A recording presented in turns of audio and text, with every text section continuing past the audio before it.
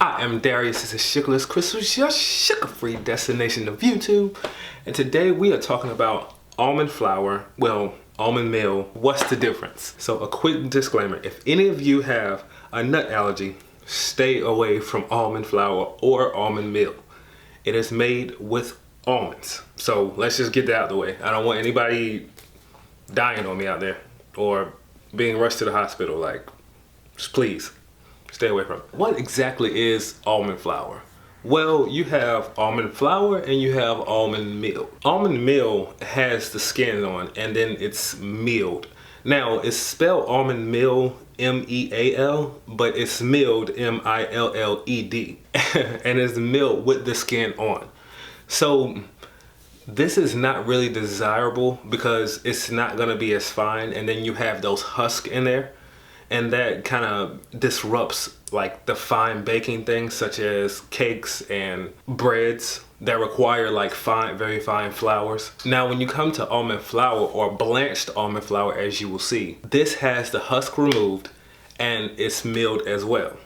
Now the difference between these will vary brand to brand. Me personally, I've used Bob's, Anthony's, and currently I just started using Kirkland's if you guys have a Costco near you. Now Anthony's I always go offline, and Bob's, if I ran out, I could go to the store and grab some. But when it comes to being cost effective, Kirkland's first, because you get 3 pounds for like $13. Then I'll go to Anthony's because you get 2 pounds for, I can't remember, was it $13.99 or $15.99? Something like that, you get 2 pounds. And then Bob's, it's going to be your most expensive because you're not going to get very much for the price you're going to pay. All three of those are super fine, and they're definitely A1. This is a bag of Kirkland's right here for those that want to see it. I don't have a bag of Anthony's because I've been buying Kirkland's for cost. Well, to be honest, I mean, if you wanted to get a Costco membership, there are other things in there you could definitely save money on. So you just won't be buying from this, just paying, that much for a membership every year just to go in there and get almond flour. But one thing you'll be able to tell the difference is all almond flour isn't created the same. The way it's milled and how finely it's milled will vary in like your baking goods and things like that. A very fine milled almond flour is gonna behave very, very well when you bake it. But let's say you have one that's kind of coarse. All right, so what you'll notice is because of the fat content in the almonds, your things like your butter or your coconut oil, like it'll start to leak out. When it's super fine, it doesn't do that unless you just overdo it. Like it doesn't do that when it's super fine, and it clings together better. The coarse one will be a bit more crumbly as well. I'm no scientist at all, but this comes from strictly experience. For over about 1.5 years now, I've been making keto baked goods.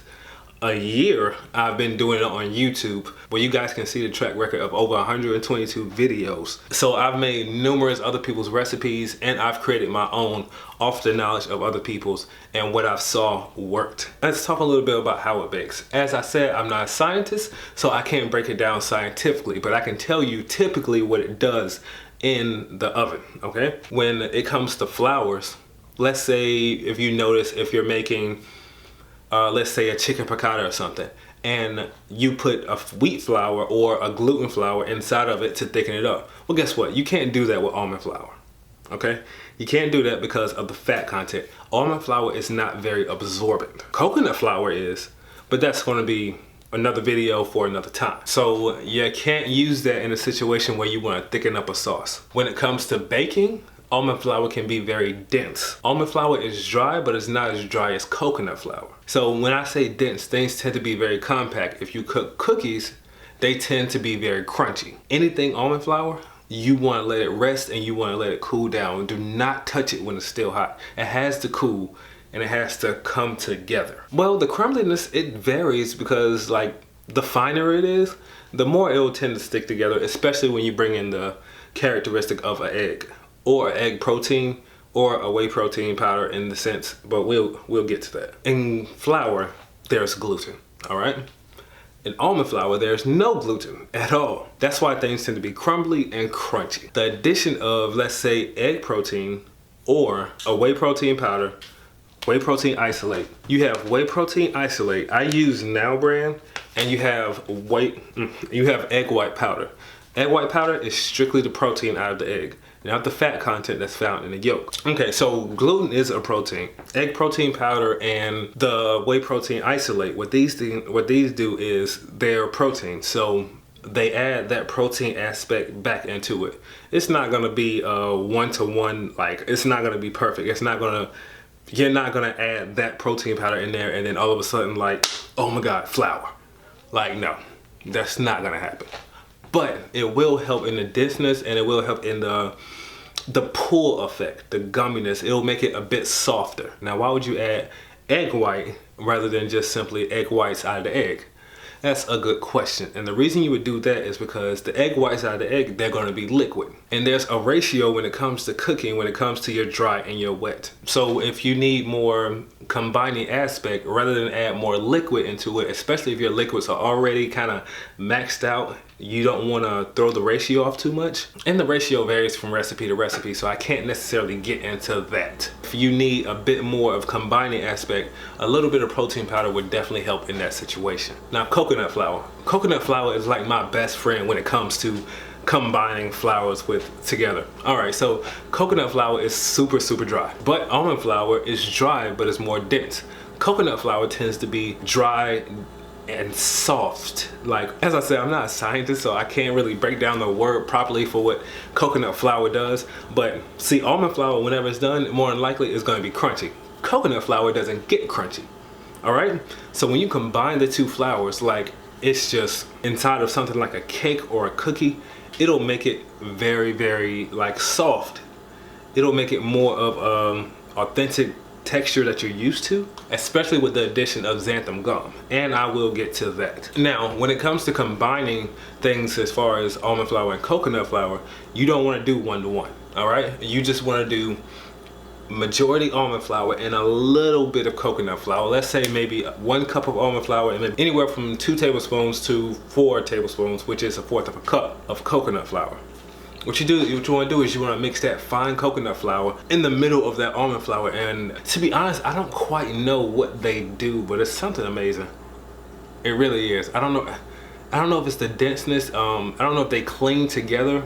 Like it creates a crumb. There you go. It creates a crumb that tends to be a little bit of soft and it tends to be dense. And if any of you bakers out there already know, the crumb matter when it comes to the cake, because that's as far as how it breaks apart and how it's holding together. All right, so gums. If you notice, when it comes to my coconut flour and my almond flour recipes, I always add xanthan gum.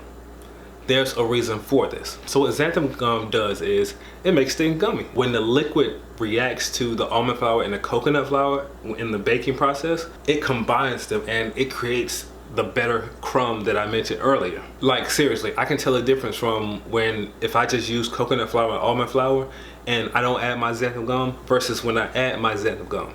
Now, a quick tip, do not put your gum in the liquid. Put it in the dry, okay?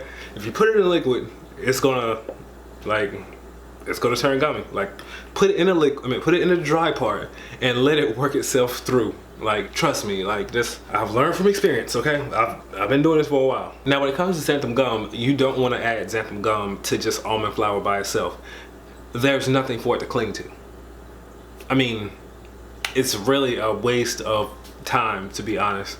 And not only a waste of time, but a waste of product. Xanthan gum is a gum, and what it does is it works best when it combines 2 things together. So if you just have almond flour, there's nothing for it to combine with.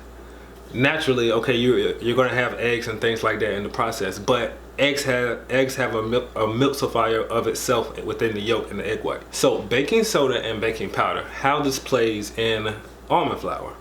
All right, so right off the bat, baking soda is just strictly baking soda, but baking powder is baking soda and an acidic. If you want to use, I'm kind of iffy about baking soda and baking powder because it does vary from recipe to recipe. If you use baking soda, when it comes to this, you want to use far less than what you would use in typical baking. You're not going to get the serious rise like you would get out of, let's say, gluten.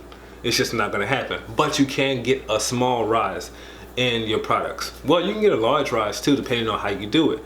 Because if you use baking soda, you add something such as lemon juice, buttermilk, apple cider vinegar, these things counteract with the acidity in the baking soda. But see, if you just toss baking soda by itself, more than likely, depending on the recipe, the only thing that it's going to have an ability to react against is the egg.